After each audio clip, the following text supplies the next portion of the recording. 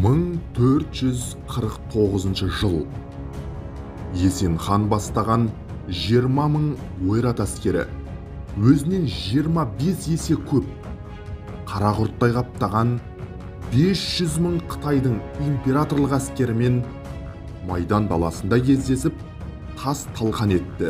Тіпті Қытай императорының өзін тұтқынға алды. Бұл бүкіл Қытай тарихындағы масқара жеңіліс болатын. Ал ойраттар осыншама әскерді қалай жойып жіберді? Тарихты Тарих онлайннан тыңдаңыз.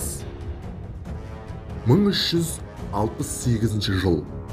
Қытайлар үшін бұл дата бостандықтың символындай елестейді. Себебі дәл осы жылы ресми түрде Қытай елі моңғолдардан азаттық алды.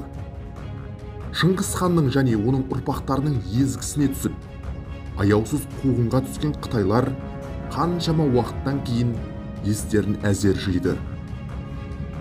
Сіздерге өткен жолы Әмір Темірдің қаһарына ұшырап, әзер дегенде аман қалған Қытай императоры Чжу Ди туралы айтқан едік. Сол жолы Әмір Темір мен Қытайдың арасында алапат шайқас болмай қалды. Мұны тағдырдың жазуы дейсіз бе, оны өздеріңіздің еріктеріңізге қалдырдық.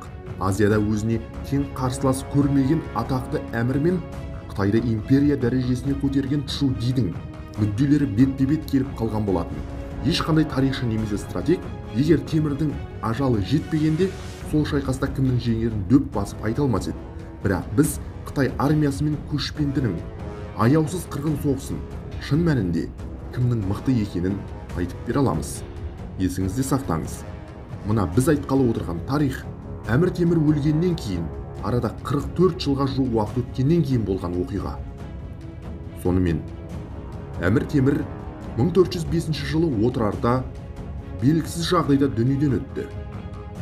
Сіз әлгінде ғана егер қайтадан алып империя миллионға жуық әскер шығаруға қабілетті сондай мемлекетпен қырда мал бағып жүрген көшпенді шайқасатын болса, жеңе алама деп мазасызданған шығарсыз. Мүмкін Әмір Темір қаншама мықты қолбасшы болғанымен 200 мың әскермен Қытайды жеңе алмас еді. Одан да соғыспай тыныш қалғаны жақсы болған. Өз абыройын сақтап қалды деп те ойлауға болады. Енді қараңыз.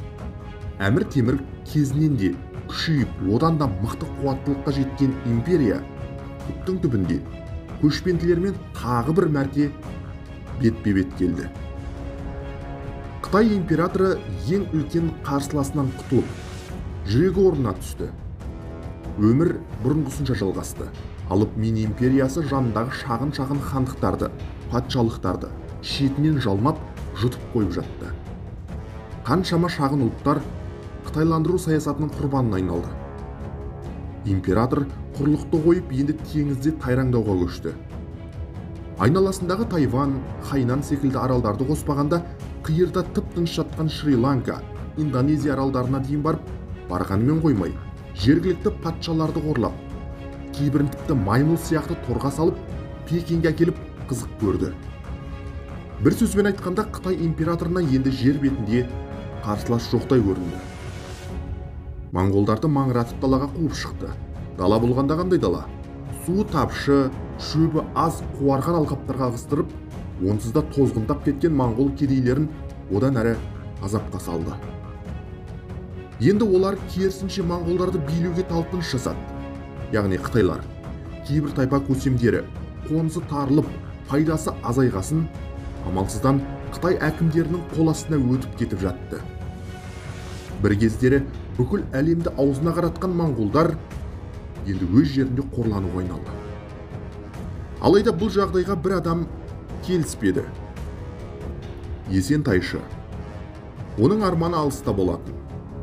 Ол Қытай императорын ешқашан мойындаған емес. Алайда оған ешкім сенбеді. Себебі ол моңғол емес, ойраттың көсемі болатын.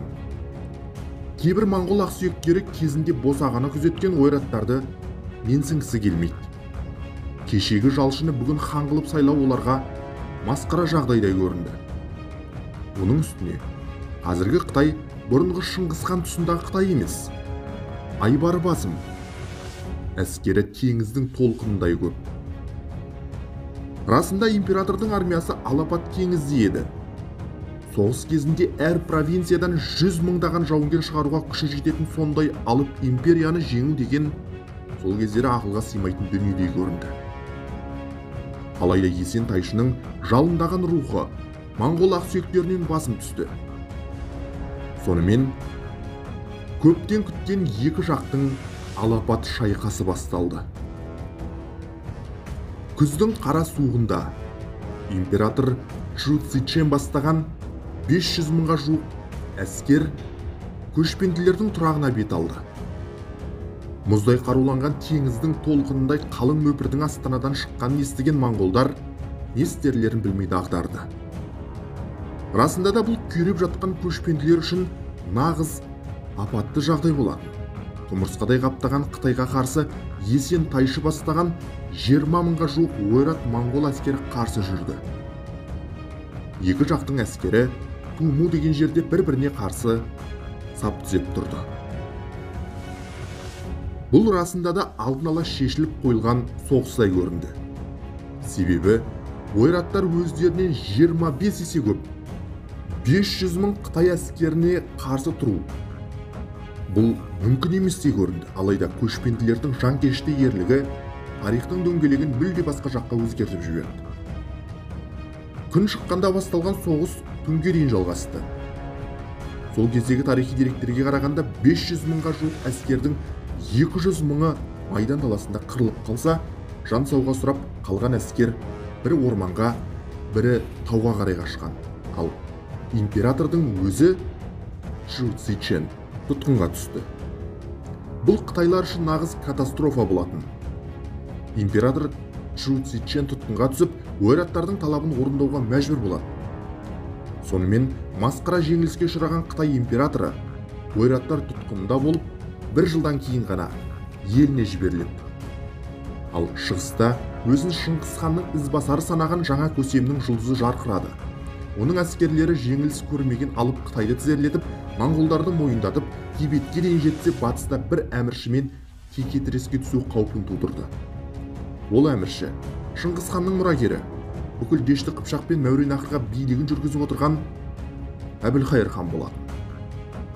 Жан жағындағы елдерді жалмап, қолға түскенін тонап әбден күшейген ойраттың алдыңғы легі Дештінің сайыпқыран сарбаздарымен бетпе-бет келетін күнде жақындап қалды.